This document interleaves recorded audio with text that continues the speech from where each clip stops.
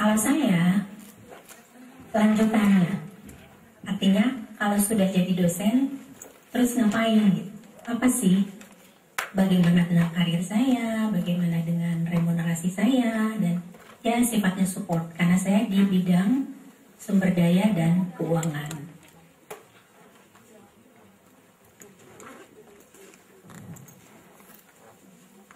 Tadi kok sama Pak Heru gak ada yang tanya sih?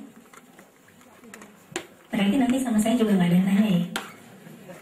Hah? Masa kritis maksudnya? Ngantuk. Oh gitu enggak? Kenapa mas? Masa kritis? Oh, mananya? Apa itu masa kritis? Ya, dosennya aja nggak berani nanya, terus gimana nanti mahasiswanya? Kalau dosennya tuh harusnya tanyanya pakai dua tangan, jadi kalau begitu mahasiswa nanya pakai gitu harus bisa jawab. Karena kalau mahasiswa sekarang nggak nanya itu bukan mahasiswa. Nanti kayak zaman, kita bagi zaman berapa ya? Dulu masih zamannya, kalau sekarang kan katanya periodenya Gen Y ya. Gen Y itu belum dikasih tahu aja udah nanya duluan kan. Dosennya belum bangun dia udah nanya. Lain sama waktu zamannya baby boomers, zamannya yang sebelumnya. Pokoknya iya aja, apa yang dibilangin tuh iya aja, kita nggak boleh nanya. Kalau sekarang kan, makanya tadi saya juga dengar dari sesinya yang dari dosen ITB ya. Sesi dari dosen ITB itu, buku itu bukan satu-satunya sumber. Tapi sekarang Mbah Google ya, itu sumber yang luar biasa. Jangan sampai nanti mahasiswanya bacanya di Google, gurunya cuma berpedoman satu referensi. Begitu ditanya yang lain, bingung dosennya, ditanya sama mahasiswa. Karena pengalaman saya sekian tahun sebelum saya masuk sini itu saya di Telkom, jadi bergerak di dunia telekomunikasi, tapi saya juga bergerak di bidang yang sama di sumber daya human resource. Sebelumnya juga pernah di keuangan, dari sifatnya di tempat support. Itu kalau saya lihat anak-anak sekarang, kritisnya luar biasa. Jadi beda generasi ini, dan kita juga mentreatment mereka, anak-anak yang baru itu beda dengan treatment dengan periode yang sebelumnya.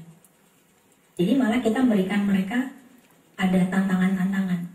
Jadi mereka bekerja dalam tim dan kita kasih sifatnya seperti apa. Itu dengan begitu mereka lebih kreatif. Berarti penugasan-penugasan yang sifatnya analisa dan masalah itu mungkin lebih membuat mereka lebih produktif gitu. Beda, nature-nya beda. Gen Y, Gen X, baby boomers ya. Baby boomers yang sekarang tuh udah mau pada pensiun. Gen X masih peralihan, nah sekarang adalah Gen Y. Itu yang sudah masuk ke dunia industri, artinya sudah lulus. Berarti masa kuliahnya adalah sekitar 4 atau 3 tahun, 4 atau 5 tahun ya, 3-5 tahun. Apalagi anak-anak yang baru sekarang.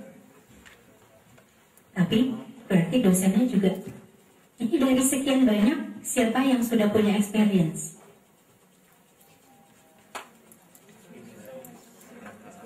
Atau banyak yang fresh graduate? Sudah S2 semua pasti kan? S2 semua. Ada sudah punya basic di perguruan tinggi lain nggak? Ibu di mana? Ibu atau Mbak sih? Oh ibu. Di mana Mbak? Oh Paramadina, Jakarta ya. Sudah berapa lama experience di sana? Mungkin bisa share. Oh udah. Oh dosen luar biasa di Paramadina.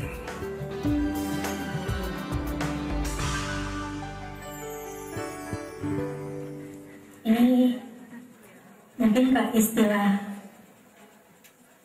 calon di sini ada yang pas, ada yang nggak pas ya.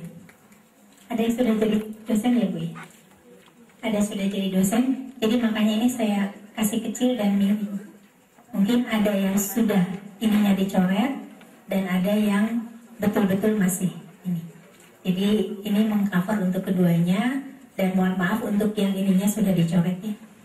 Berapa banyak yang sudah dosen tapi belum ikut pekerti ya Bu?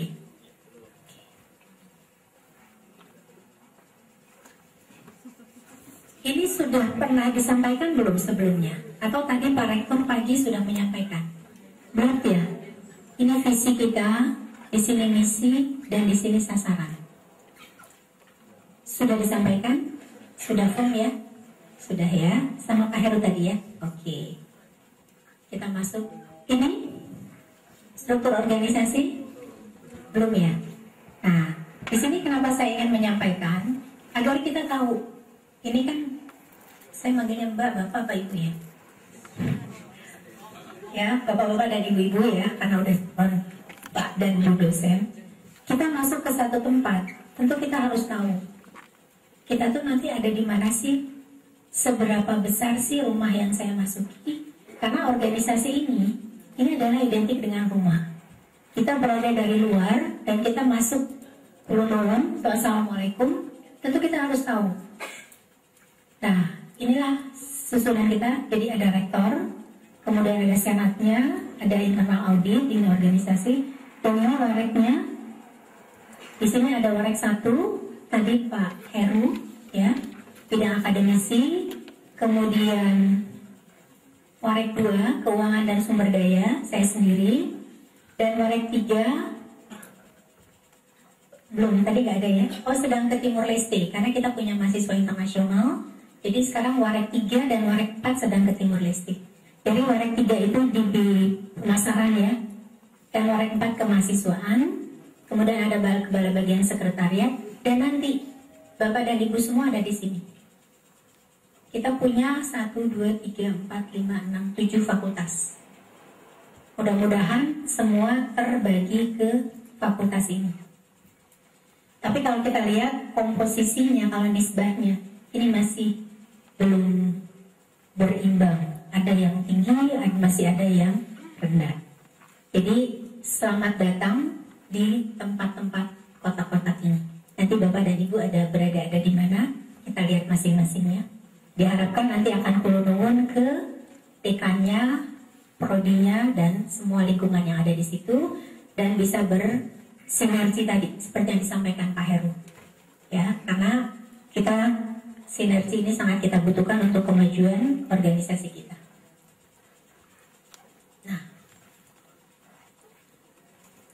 sebelum kita tahu masuk ke satu tempat, cycle dosen tuh kayak apa sih?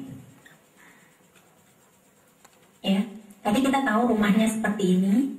Terus kemudian kedepannya saya ini mau kayak apa? Cycle planning kita kayak apa? Jadi ini awal ya. Rekrutasi kemarin sudah ya proses rekrut, tapi masih ada yang full 100%, masih ada punya dengan syarat. Tahu nggak apa maksudnya dengan syarat? Berarti ada 1 atau 2 yang masih belum memenuhi kualifikasi. Bisa jadi TOEFL-nya atau TPA-nya, atau kedua-duanya tinggal sedikit sekali akan memenuhi ke kelompok persyaratan dikti. Nanti ditanya, syaratnya itu apa? Kenapa saya masuknya lulus bersyarat? Harusnya nanya, kok ada yang lulus, ada yang lulus bersyarat?